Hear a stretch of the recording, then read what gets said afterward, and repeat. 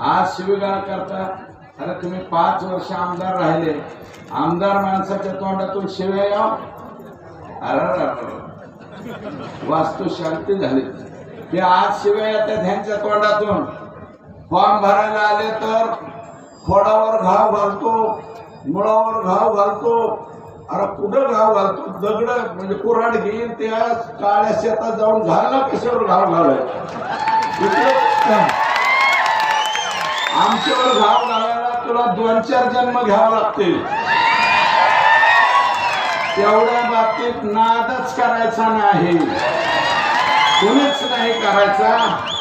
आणि 5 वर्षात एकही गावाला आले नाही ताई साहेब, हे त्यांना गावच माहित नाही.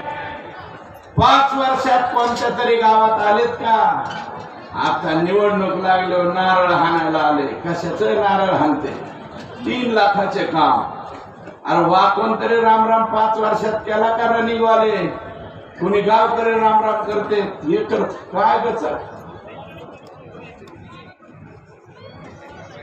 ऐकूया ना. हा अरे बाबा, खोड तर सोडा, मी म्हणलं पाल्याला बी हात लावू शकत नाही. आणि हे देवस्थान अंक बोलतात. अरे तुमच्या 3 पिढ्या 700 एकर जमीन तुम्ही दादेगावच्या रामाची खातात, हे का लोकांना सांगत नाही? 700 एकर जमीन पैकी 350 एकर जमीन फक्त आमदार आजबे यांच्या घरात आहे, हे का सांगत नाही?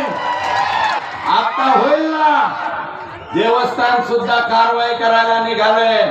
काही दिवसात ते बी होईल. होऊन जाऊ द्या. लय गंमत पाहिली तुमची शरद पवार आणि ठाकरे, उद्धव साहेब आणि पवार साहेबांच्या सरकारच्या काळात. 2.5 वर्ष प्रयत्न केला, जमजम पछाडलं.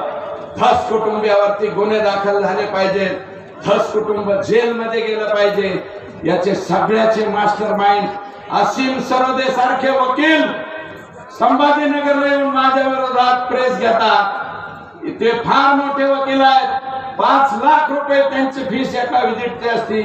5-5 लाख रुपयाचा वकील कुणी आणला? हे जरा ओळखून घ्या. हे अशी यांची नीती आहे, हे अशा बुद्धीचे, हे अशा वृत्तीचे. आणि मी चुरून खाल्लेलं ऐकलं, चाटून पुसून खाल्लेलं ऐकलं. गौतम नाना, या 5 वर्षात तुम्ही खाल्ले ना तुमच्या गाववाल्याने, परात फोडून खाल्लेलं मी ऐकलं नाही. परात फोडून खाल्ले म्हणून तुम्हाला फुललीच नाही. प्रयत्न करा म्हणा गौतम नाना तुमच्या गावकऱ्याला. महाराष्ट्रात घड्याळ चिन्हावरती उभं राहणाऱ्या सगळ्या गड्यात सगळ्यात कमी मतदान जर कोणता असत आष्टी मतदारसंघातल्या घड्याळाला असेल. आता सांगतो, परवा दिवशी मतदान 23ला निकाले. सगळ्यात खालचं घड्याळ कोणतं? 23ला मला फोन करून सांगा. सुरेश दस्तू मानला होता ते बरोबर निघाला. आता प्रयत्न करा. अरे कोण मतदान देईल रे तुम्हाला? तुम्हाला रस्ता पुराणा, लाईटचा खांब पुराणा, ती जिम पुराणा, आणि कार्यकर्ते कशाला? तर जिओ टॅगिंग. नवीन जात तयार केली कार्यकर्ते, जिओ टॅगिंग कार्यकर्ता.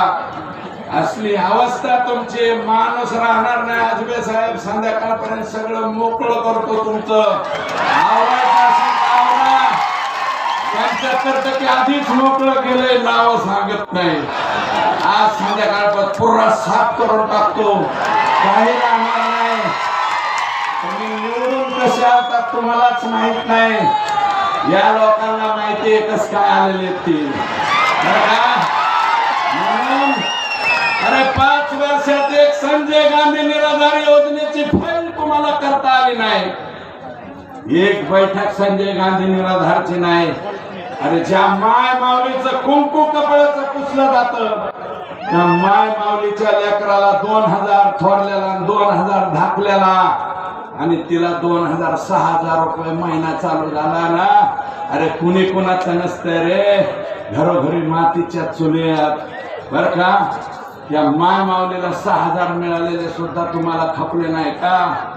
त्याला स्लॅबच्या घरावाल्याला फायली आणि गरीबाला मात्र फायली नाही, अशी अवस्था तुमच्या काळात.